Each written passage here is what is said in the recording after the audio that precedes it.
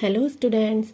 क्योंकि एग्ज़ाम आने वाले हैं तो हमें एक क्विक रिवाइज की ज़रूरत है। तो हम डेली इंग्लिश ग्रामर के जो भी टॉपिक्स हैं उनका एक क्विक रिवाइज लेंगे। तो आज का हमारा टॉपिक है सब्जेक्ट वर्ब एग्रीमेंट। तो मैं आपको रूल्स बता देती हूँ। तो इसका फर्स्ट रूल है, यदि दो subject are connected with as well as with along with together with, इसका मतलब है यदि किसी सेंटेंस में दो सब्जेक्ट हैं और वो as well as with along with या टुगेदर विद के साथ जुड़े हुए हैं तो उसमें जो वर्ब लगता है वो फर्स्ट सब्जेक्ट के अकॉर्डिंग लगता है। जैसे एग्जाम्पल है Ram as well as Ram as well as his friends dash come. तो यहाँ पे ये दो सब्जेक्ट है राम और हिज फ्रेंड्स, ये दो हमारे सब्जेक्ट हैं और ये जुड़ा हुआ है सेंटेंस एज वेल एज से। तो इसमें हम क्या करेंगे कि हमारा जो पहला सब्जेक्ट है जो कि है राम और वो एक सिंगुलर है, तो अगर पहला सब्जेक्ट हमारा सिंगुलर है तो सिंगुलर आएगा। अगर यहाँ पे कोई प्लूरल सब्जेक्ट होता तो फिर यहाँ पे हैव आता। ओके।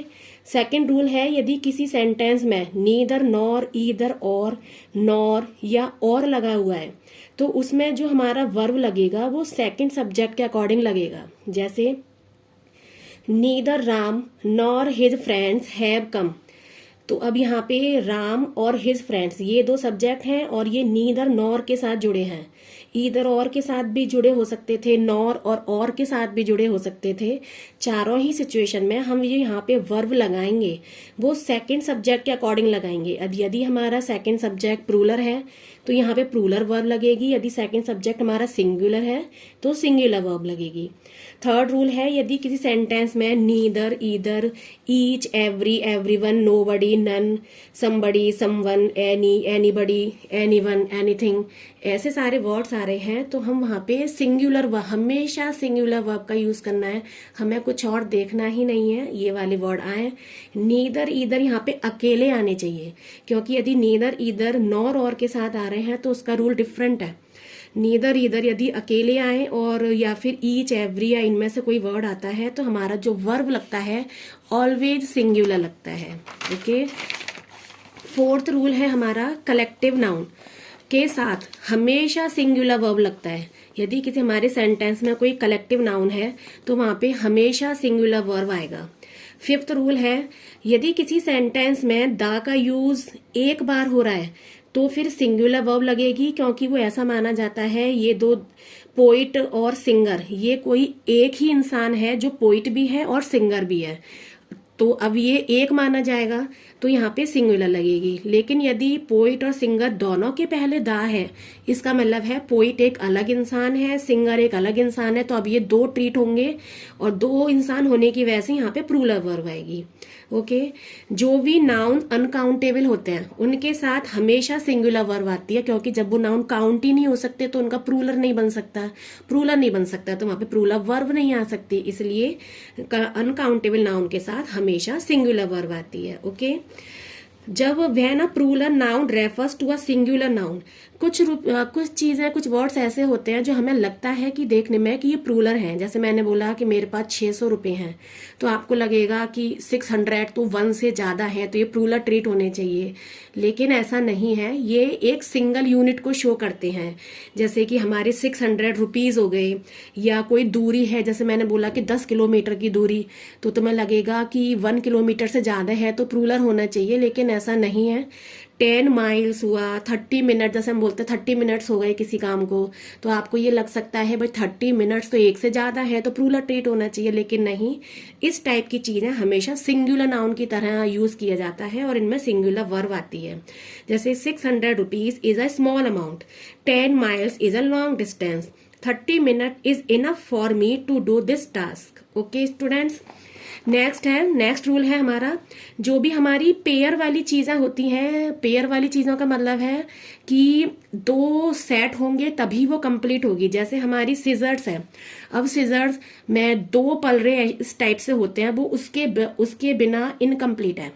तो ऐसी चीजें, बाइनोकुलर्स जो हमारा दूरबीन होता है, जीन्स, लोअर पैंट, टोंग्स जिसको हम चिमटा बोलते हैं, जैसे मम्मियाँ खाना बनाती हैं, तो इस टाइप की चीजें जो हमेशा दो के सेट में ही होती हैं तभी वो कंप्लीट होती हैं, तो वो हमेशा प्लूरल वर्ब लेती हैं। जैसे कि हम शूज का भी एग्जांपल ले सकते हैं, तो शूज भी दो के बिना इनकम्प्लीट है, अगर दो नहीं है तो वो इनकम्प्लीट है, तो हम शूज के संग हमेशा प्लूरल वर्ब का यूज करेंगे। नेक्स्ट रूल है हमारा कि वन आइडिया जहां पे शो हो वहां पे हमेशा सिंगुलर वर्ब लगती है। जैसे ब्रेड एंड बटर, मैंने बोला मेरा फेवरेट फूड है ब्रेड एंड बटर, तो ऐसा मत सोचना कि ब्रेड और बटर तो दो चीज हो गई तो प्लूरल हो गया, तो यहाँ पे प्लूरल वर्ब आएगी, लेकिन नहीं, ये एक ही खाना है। अब जैसे हम ये बोलते हैं slow and steady wins the race, मतलब स्लो पढ़ो लेकिन लगातार पढ़ते रहो, तो ये एक ही थॉट है, तो यहाँ पे सिंगुलर वर्ब लगेगी। जैसे मैंने बोला द हॉर्स एंड कैरीज, इसका मतलब है घोड़ा, और कैरीज का मीन्स होता है उसके पीछे लगी हुई गाड़ी। तो आपको ये लग सकता है कि भाई हॉर्स एक अलग है, एंड से जुड़ा हुआ है, फिर कैरीज एक अलग है तो प्लूरल हो गया, लेकिन ऐसा नहीं है, ये एक ही गाड़ी है हॉर्स एंड कैरीज, तो एक यूनिट में ही काम करती है, तो यहाँ पे ये सिंगुलर वर्ब होती है। और इसका एग्जाम्पल हो सकता है early to bed and early to rise.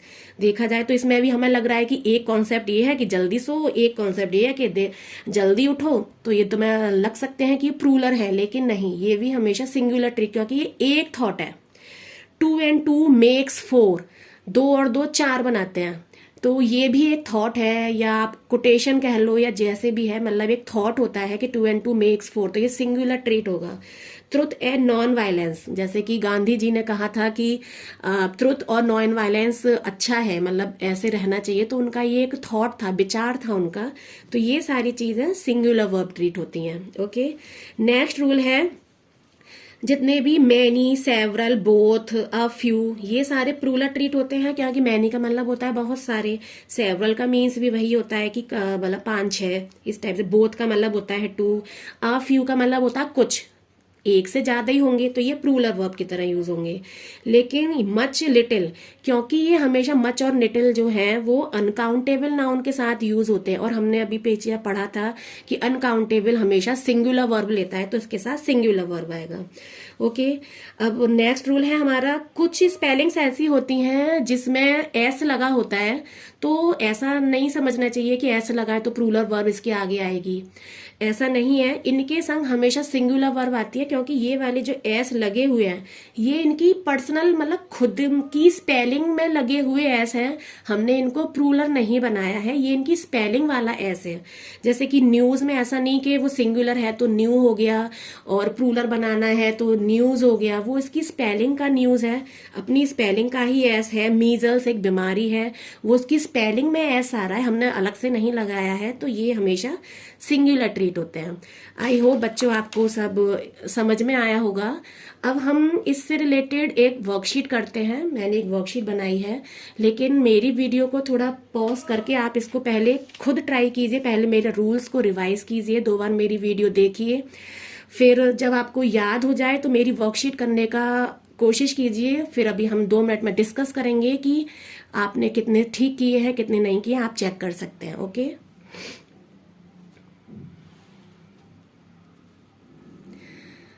तो चलिए फ्रेंड, अब हम अपनी वर्कशीट सॉल्व करते हैं, आप अपना चेक कर सकते हैं कि आपके कितने क्वेश्चंस ठीक हैं।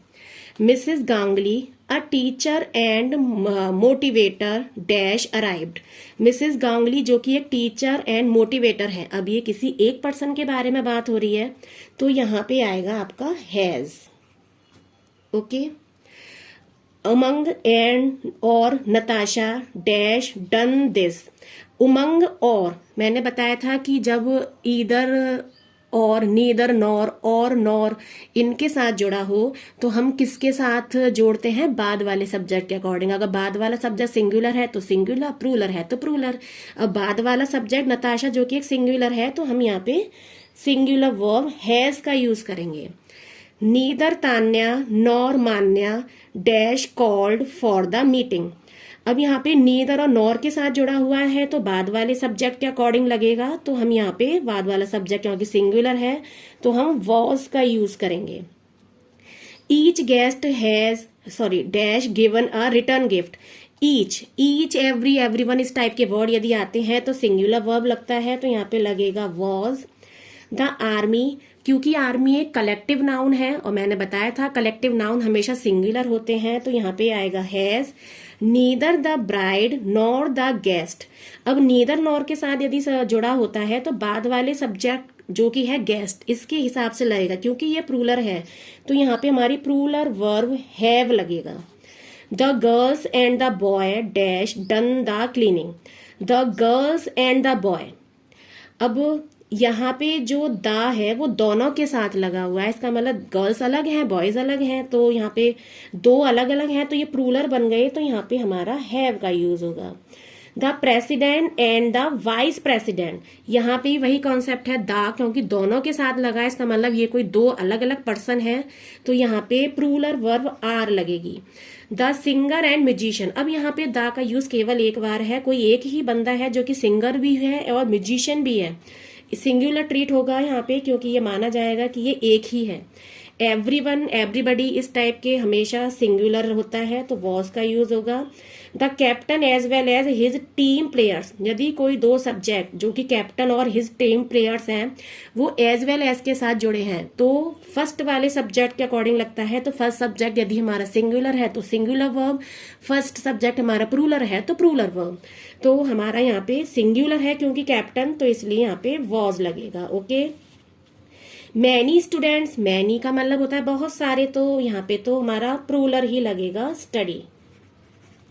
The colours of this flower dash very beautiful, इस फ्लावर के कलर्स के बारे में बात हो रही है, तो यहाँ पे कलर्स क्योंकि बहुत सारे हैं, एस लगा हुआ है, प्रूलर है, तो यहाँ पे आएगा आपका R. Okay friends.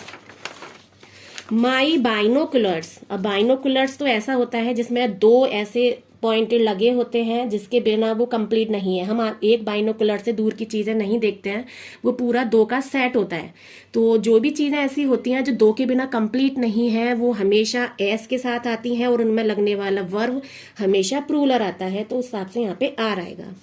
The boy along with his friends, यहाँ पे देखिए अलॉन्ग विद लगा हुआ है, तो मैंने बताया था as well as with, along with, together with के साथ जुड़ा है, तो फर्स्ट सब्जेक्ट के अकॉर्डिंग फर्स्ट सब्जेक्ट जैसा है उस हिसाब से यहाँ पे वर्ब आएगी, क्योंकि फर्स्ट सब्जेक्ट हमारा सिंगुलर है तो यहाँ पे सिंगुलर वर्ब आएगी प्लेज।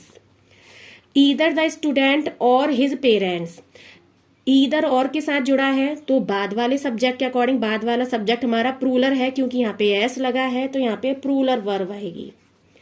कलेक्टिंग पोस्टल स्टाम्प्स, अब ऐसा मत सोचना कि एस लगा है तो यहाँ पे प्रूलर आएगा, इसका मीनिंग समझो, पोस्टल स्टाम्प्स को कलेक्ट करना उसकी हॉबी है, उनको कलेक्शन, उनका कलेक्शन उसकी हॉबी है, तो ये एक थॉट है, तो यहाँ पे ये सिंगुलर ट्रीट होगा।